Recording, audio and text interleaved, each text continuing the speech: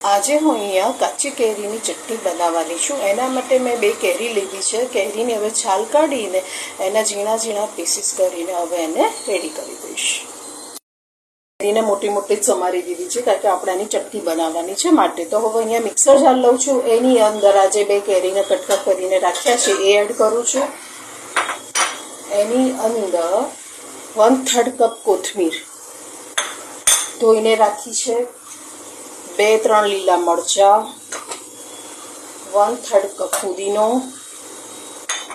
8 થી 10 કળી લસણ અને ટેસ્ટ પ્રમાણે મીઠું। આને હવે આપણે ગ્રાઇન્ડ કરી દઈશું। આમાં પહેલાં પાણી નથી એડ કરવાનું, પહેલાં અધકચરું વાટી દઈશું।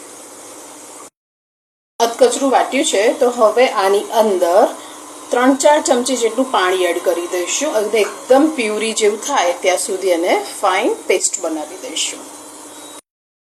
આ ચટણી મેં એક બાઉલમાં કાઢી લીધી છે। તમે આની સાથે થેપલા, ભાખરી, પરોઠા સાથે સર્વ કરી શકો છો। ગરમીમાં સબ્જી નથી ભાવતી હોતી તો તમે થોડીક સાઈડમાં પણ આ ચટણી આપશો તો બહુ જ મજા આવશે ખાવાની।